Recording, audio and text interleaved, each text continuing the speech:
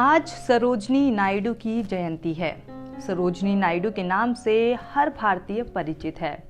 सरोजनी नायडू उन भारतीय महिलाओं में से एक हैं जिन्होंने भारत को आज़ादी दिलाने के लिए कड़ा संघर्ष किया था। लोग सरोजनी नायडू को भारत कोकिला और नाइटिंगेल ऑफ इंडिया के नाम से जानते हैं।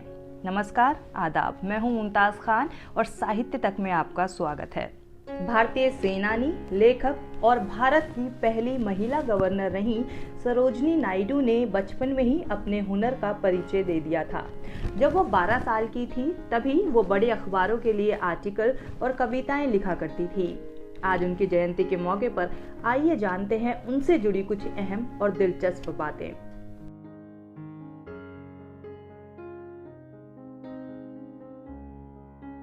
सरोजनी नायडू का जन्म 13 फरवरी 1879 में हुआ था। उनके पिता अघोरनाथ चट्टोपाध्याय एक वैज्ञानिक थे। उनकी मां एक कवयित्री थी और बंगाली भाषा में कविताएं लिखती थी। शायद यही वजह रही कि सरोजनी में उनके माता पिता के गुण आए। सिर्फ 14 वर्ष की आयु में सरोजनी ने सभी अंग्रेजी कवियों की रचनाओं का अध्ययन कर लिया था। 1895 में हैदराबाद के निजाम ने उन्हें वजीफे पर इंग्लैंड भेजा। 1898 में उनका विवाह डॉक्टर गोविंद राजालू नायडू से हुआ।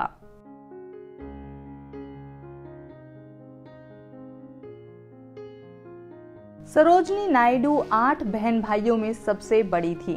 उनका एक भाई क्रांतिकारी था और एक भाई कवि, कथाकार और कलाकार था। सरोजनी नायडू बचपन से ही एक होनहार छात्रा थी और उर्दू, फारसी, बांग्ला, तेलुगु और अंग्रेजी जैसी भाषाओं में निपुण थी। 12 साल की छोटी उम्र में ही उन्होंने मैट्रिक की परीक्षा पास कर ली थी और 16 साल की उम्र में वो पढ़ने के लिए इंग्लैंड चली गई। वहां पहले उन्होंने लंदन के कॉलेज में दाखिला लिया। उसके बाद कैम्ब्रिज से अपनी शिक्षा हासिल की।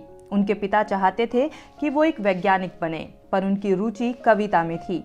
उनकी कविता से हैदराबाद के निजाम बहुत प्रभावित हुए और उन्होंने सरोजनी नायडू को विदेश में पढ़ने के लिए छात्रवृत्ति दी।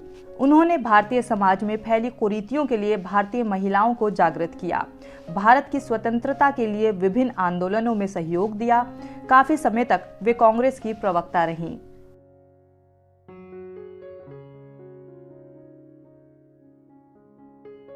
अपनी युवावस्था में सरोजनी नायडू की लंदन में गांधी जी से मुलाकात हुई थी।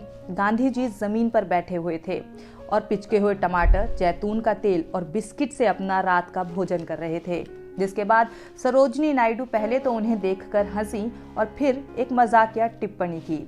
इसे देखकर गांधी जी ने उन्हें देखा और कहा कि आप सरोजनी नायडू हैं, आइए मेरे साथ भोजन कीजिए।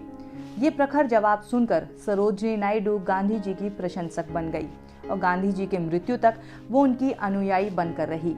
सरोजनी नायडू ही वो पहली इंसान थी जिन्होंने महात्मा गांधी को राष्ट्रपिता कहना शुरू किया था।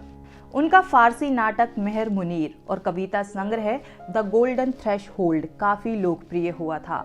2 मार्च 1949 को उनका निधन हो गया। उनकी जयंती के मौके पर साहित्य तक उनको श्रद्धा सुमन अर्पित करता है।